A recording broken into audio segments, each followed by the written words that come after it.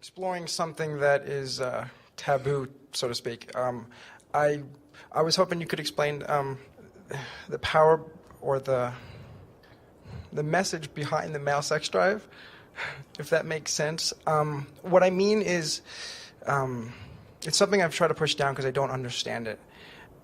The male sex drive, at least in me, seems to be quite strong, so much so that I don't know what to do with it because it seems dangerous to play with. So I put it away, if that makes any sense. And it's so powerful that it's obviously there for a reason. It just seems, in all areas of my life... Well, it is interesting to us that you're having such a hard time, bless your heart, talking about something that you've become so convinced is taboo, when it is the thing that is most necessary and responsible for the perpetuation of life on this planet. In other words, what a twisted thing has happened to something that is essential to your existence. And we want to start by talking about how so many who don't understand alignment with source and the value of following your own guidance are trying to guide you and everybody else from the outside. And so it's interesting how commonly they take something that is so powerfully felt within you and legislate around it in order to try to gain some sense of control. It's interesting to us how many religions and how many laws are formulated around this subject, and how many teenagers in the back seats of cars suffer in guilt even though they cannot stop themselves from the inevitable. In other words, we could be having the same discussion about your craving for food. The only difference is no one's made a law yet about that. In other words, if there were a law that only a drop of water were allowed every day, we would be having this discussion about water. Over time, you would come to believe in whatever it is they were saying. You'd be saying, I don't know what's wrong with me. I keep getting thirsty. I keep getting thirsty, and I can't seem to suppress it. I try not to be thirsty, but I am thirsty. That. My guidance system is very, very tuned in. When I listen to it, it's absolutely correct all the time. And I have a pretty easy time listening to it with everything in life. But I seem to run into static in relation to women and sex.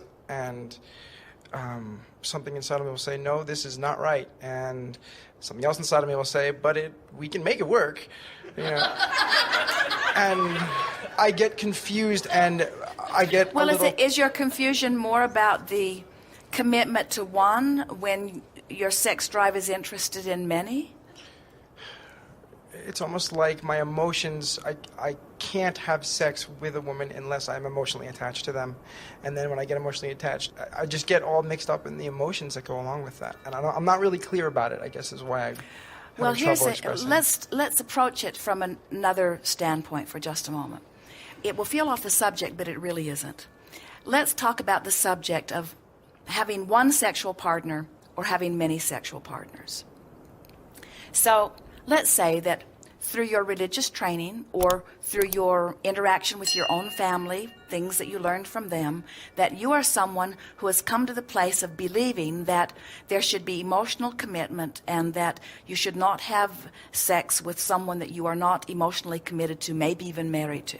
And that you have come to believe through what you've practiced with your thoughts and what you've observed and what you've heard from those that were close around you, that this is the way that it should be. It should be one partner.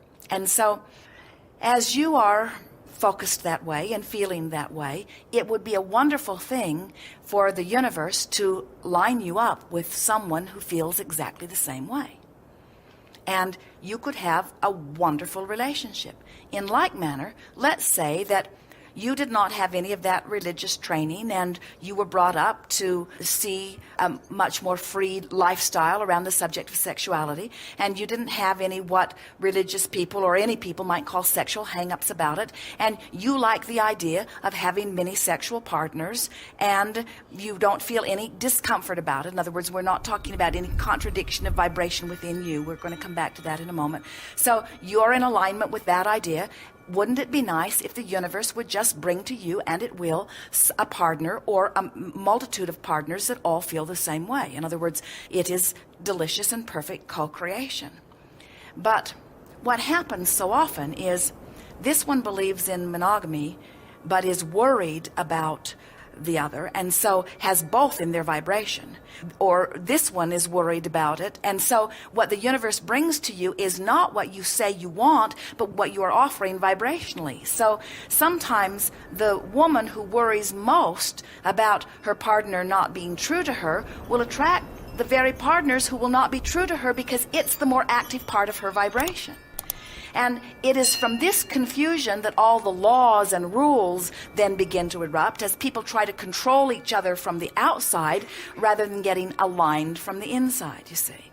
Now, what you're talking about, you're not even talking so much about you feeling one way and someone else feeling another way. You're talking about you feeling all of these ways. In other words, you think this, but you think this, but you think this, but you think this. And what we really want to say to you is that there is not a right answer in any of this. People keep wanting God to say, this is the way that it is, but there is not any of that. Look at the perpetuation of all species and understand that the population of your planet is guided from a broader perspective. It is not something that can ever be orchestrated by man in terms of laws and rules. And so what we would really like to say to you is that if you will get off the subject of sexuality for just a little while, because we always say to people, don't start with the thing that is the most difficult and try to figure out alignment. Choose things that are easier. So take other subjects and show yourself how by moving up the emotional scale, you can bring yourself into alignment, and then watch how the universe yields to you. And then once you've shown yourself that you can find vibrational alignment with other subjects, then begin to approach the subject of your own sexuality and say things like, I want to be guided from my broader perspective about this. We want to say to you, and it is uncomfortable for some people to hear it, but sexual energy and non-physical energy are very much the same energy. In other words, when you are in alignment, to be in alignment with who you really are, and to be with a partner who's in alignment with who she really is, and to have sexual intertwining, you'll have an emotional bonding that you would not ever want to break. But that doesn't mean it's right or wrong to approach it in different ways. So it's hard to be one who is out collecting data, and yet that's really what we are encouraging you to do. You just have to decide that you are a worthy being, and that source is on your side, and that you can find alignment with this, and you will.